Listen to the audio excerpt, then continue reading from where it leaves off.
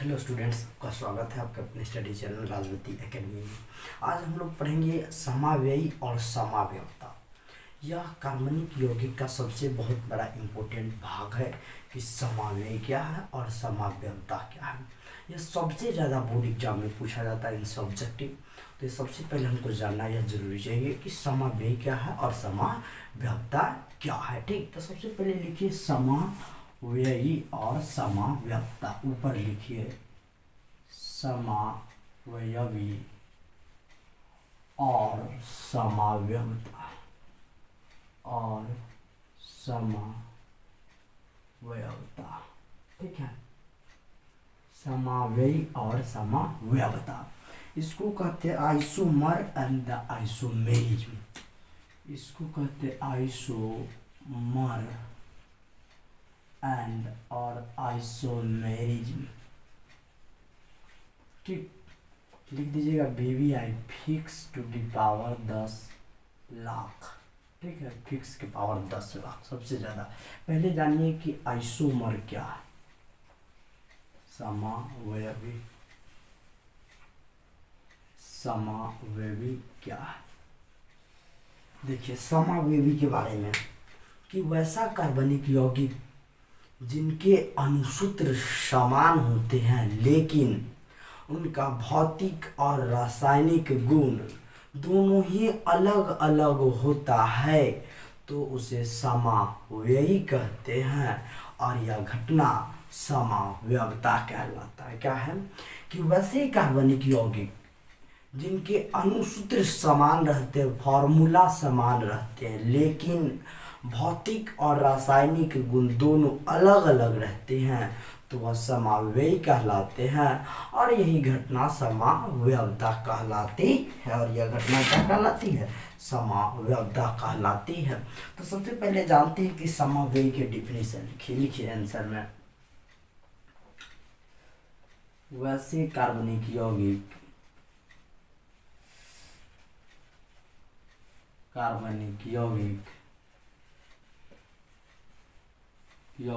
जिनके अणुसूत्र समान होते हैं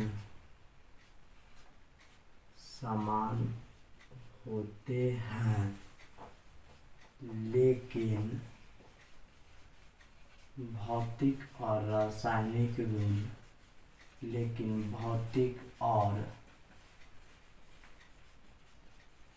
रासायनिक गुण दोनों ही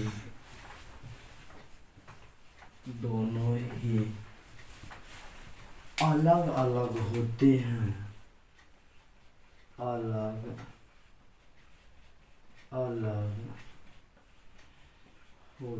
हैं तो उसे समावयवी कहते हैं। और यह घटना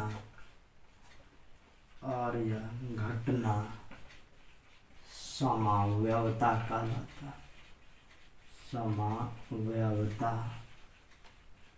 कहलाता है। और यह घटना क्या कहलाता है? तो समाव्ययता कहलाता है। कि वैसे कार्बनिक यौगिक जिनके अणुसूत्र, ठीक है, अणुसूत्र गड़बड़ लिखा गया, अणुसूत्र अब ठीक है, अणुसूत्र क्या होते हैं? तो समान होते हैं लेकिन भौतिक और रासायनिक गुण दोनों ही अलग अलग होते हैं तो उसे समाव्ययी कहते हैं। और यह घटना समाव्ययता कहलाता। और इस घटना को क्या कहते हैं? समाव्ययता कहते हैं। भौतिक और रासायनिक गुण सेम क्या रहता है? नहीं रहता है, लेकिन अणुसूत्र समान रहता है। तब कहिएगा सर एग्जाम्पल तो दीजिए। हम कहेंगे बोगा जी कहने एग्जाम्पल देंगे। देखिए C3, ठीक है, H6O। ठीक, अब इसको दो तरह से आप लिख सकते हैं कि नहीं। पहला रूप देखिए, इसको आप CH3 CH2, ठीक है, फिर देखिए COH लिख सकते हैं।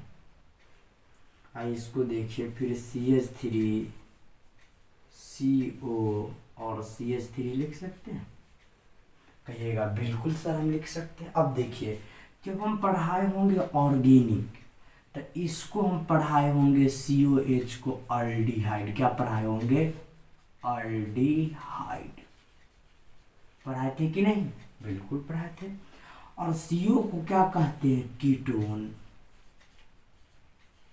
तो अल्डिहाइड और कीटोन दोनों नाम से ही अलग है, तो भौतिक गुण और रासायनिक गुण तो दोनों अलग होगा। होगा कि नहीं अलग होगा? अल्डिहाइड और कीटोन दोनों का भौतिक और रासायनिक गुण बिल्कुल अलग होता है, इसीलिए अल्डिहाइड और कीटोन समावेयी है। ठीक है, क्या है? समावेयी है। ठीक, समझ गए? अब देखिए इसका नामकरण पहले कीजिए। तो हम पढ़ाए ऑर्गेनिक के रूल, चौथा रूल होगा कि यदि कार्बन की श्रृंखला में क्रियाशील मूलक उपस्थित, तो यही तो है क्रियाशील मूलक, तो नामकरण क्रियाशील मूलक से चालू करेंगे। 1 2 और 3 है, तो इसका नाम क्या हो जाएगा? 1 2 3 प्रोपेन होगा। प्रोपेन होगा। कई पोजीशन पर अल्डिहाइड पकड़ाया? 1 पर, तो प्रोपेन 1Al।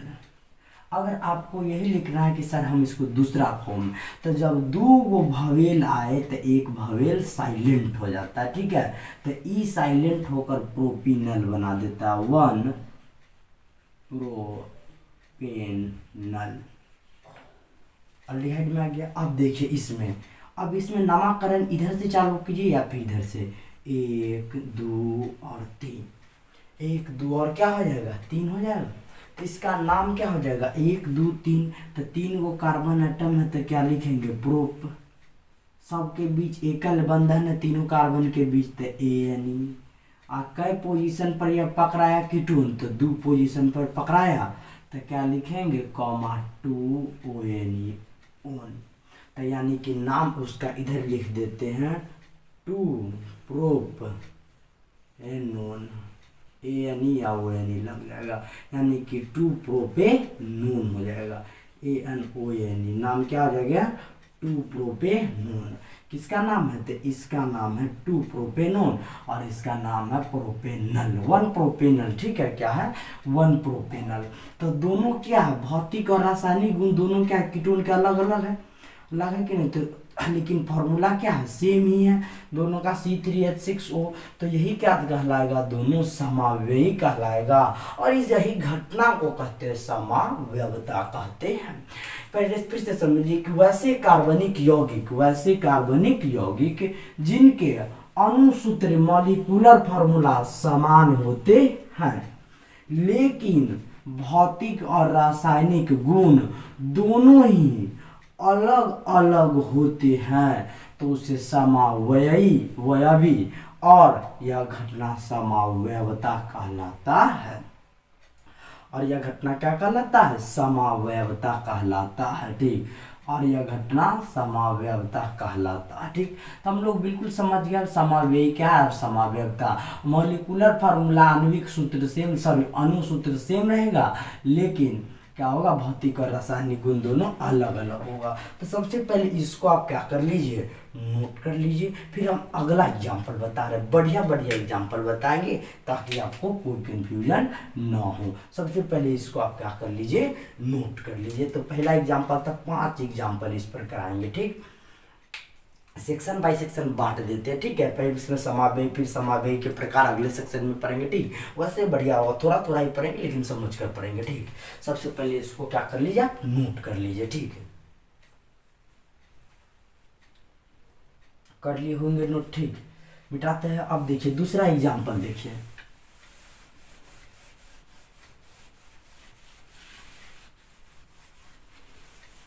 अब दूसरा एग्जाम्पल देखिए।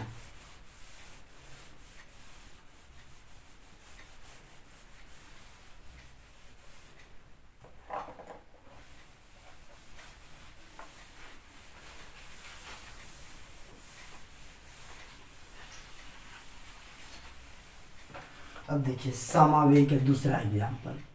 अब हमारे पास क्वेश्चन दे दिया है कि C5 H 12, H कितना 12। अब इसको हम दो तरह से क्या कर सकते बना सकते हैं, कितने तरह से, दो तरह से। पहला तो देखिए इसको CH3 CH2 फिर CH2 फिर CH2 फिर CH3। देखिए 3 2 5 2 7 2 9 और 3 12 12 है। या फिर आप इस प्रकार भी इसका स्ट्रक्चर फार्मूला तोड़ कर क्या कर सकते हैं, बना सकते हो। ठीक है, 5 को कार्बन एटम नंबरिंग इधर से 1 2, चाहे इधर से कीजिए या फिर इधर से कीजिए, नामकरण सेम ही होगा। 1 2 3 4 5, तो इसका नाम क्या होगा, 5 को कार्बन है तो पेंट होगा और सबके बीच एकल बंधन होगा तो पेंटेन। नाम क्या आ गया, पेंटेन। लेकिन इसको अगर हम इस प्रकार से सजाते हैं CH3 CH3 और CH3 CH3 है। अब इसका नामकरण किधर से चालू करेंगे, जिधर से कम से कम ऊपर के लिए सबसे पहले लंबा चेन चुन लेंगे। चुन लिए लंबा चेन। अब 1 2 3, 2 पोजीशन पर एगो मिथाइल ऊपर छूटा एगो नीचे, तो 2, 2 होगा, डाई मिथाइल होगा, 2, 2 डाई मिथाइल। 1 2 3 गो कार्बन एटम है, 3 के लिए प्रोप लगाते हैं और सब के बीच एकल बंधन है तो प्रोपेन हो जाएगा। नाम क्या आ जाएगा, प्रोपेन। अब तो हम लोग समझ गए इसको। अब देखिए इसका नाम, इसका और भी एक दूसरा नाम हो जाएगा, इसका नाम हो जाएगा नियोपेंटेन, पेंटेन। और यह VBI है नाम। पूछता है कि C2H5 का नाम क्या होगा, तो नियोपेंटेन होगा। ठीक है, इसको याद रखिएगा कि C2H5 इस रूप में कि 2 डाइमिथाइल प्रोपेन का जो नेम होगा नियोपेंटेन भी इसको लिख सकते हैं।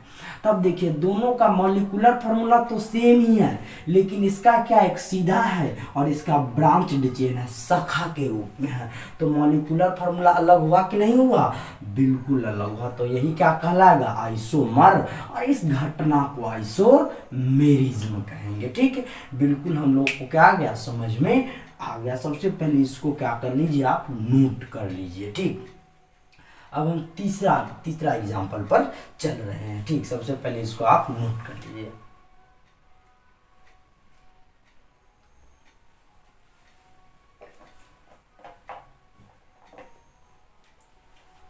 लिख लिए। अब देखिए तीसरा एग्जाम्पल देखिए।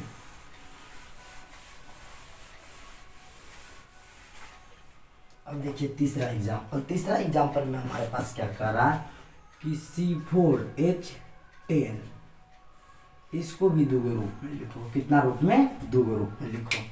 पहला कि CH3 CH2 और CH3, 1 2 3 4, 4 गो कार्बन एटम है तो ब्यूट। यहाँ पे लिखा है C1 तो मेथ। ठीक है, ऑर्गेनिक में C2 तो ईथ, C3 तो प्रोप। ठीक है, C4 तो ब्यूट है, C5 तो पेंट। ठीक है, C6 तो क्या होगा, हेक्स, C7 तो क्या होगा, हेप्ट।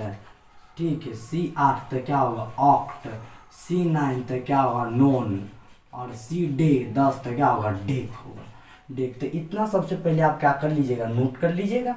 अब देखिए ब्यूट, सबके एकल बंधन है तो ब्यूटेन। ठीक है, ब्यूटेन हो जाएगा। ठीक, अब देखिए इसको हम लिख सकते हैं CH3H लिख सकते हैं और CH3। कोई दिक्कत नहीं ना, 1 2 3 4 कार्बन एटम। अब हम लिखाएंगे नामकरण के रूल में पहला कि नंबरिंग के लिए सबसे पहले लंबा कार्बन चेन चुनेंगे। क्या चुनेंगे, लंबा कार्बन चेन, स्ट्रेट चेन चुनिए या फिर कोई भी चेन चुनिए। यह भी हो सकता है लेकिन यह हम नहीं लिए थे। इधर से चाहे कीजिए या इधर से, दुई पोजीशन पर 1 2 3 इधर से आ रहा है और इधर से देखिए कि 3 दुई पोजीशन पर 1 2 और 3, तो जिधर से मन है उधर से। अब इधर से हम किए, किधर से, इधर, इस ओर से हम किए हैं।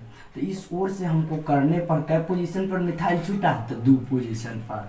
एगो कार्बन एटम तो 2 मिथाइल हो जाएगा और कई कार्बन एटम का चेन है, 1 2 और 3 तो प्रोप होगा और सब के बीच एकल बंधन है तो प्रोपेन हो जाएगा। अब दिखाए होंगे हम, ठीक है, कि यदि ब्रांच चेन रहे तो सब कार्बन को गिन के आगे आइसो लगा दीजिएगा। पढ़ा है कि नहीं? तो 1 2 3 4 चारों कार्बन एटम है, 1 2 3 4 है, तो एक का नाम हो जाएगा आइसो ब्यूटेन। आइसो ब्यूटेन, ठीक है। आइसो ब्यूटेन कैसे होगा? सब कार्बन एटम को गिन लीजिए और क्या लगा दिया, आगे आइसो लगा दिया, तो आइसो ब्यूटेन। तो देखिए इस ब्यूटेन से यह ब्यूटेन बिल्कुल अलग है कि नहीं है? 2 मिथाइल प्रोपेन या आइसो ब्यूटेन यह ब्रांच्ड चेन के रूप में है, क्या है? एक स्टेट चेन के रूप में है। तो दोनों का भौतिक और रासायनिक गुण बिल्कुल भिन्न होगा, तो यही समावयव कहलाता है और इस घटना को समावयवता कहते हैं। तो तीसरा एग्जाम्पल क्या कर लीजिए, आप नोट कर लीजिए। अब हम चौथा एग्जाम्पल की ओर चल रहे हैं, ठीक। अब हम चौथा एग्जाम्पल पर चल रहे हैं। सबसे पहले तीसरा एग्जाम्पल नोट कर लीजिए, ठीक। अब देखिए चौथा एग्जाम्पल में देखिए,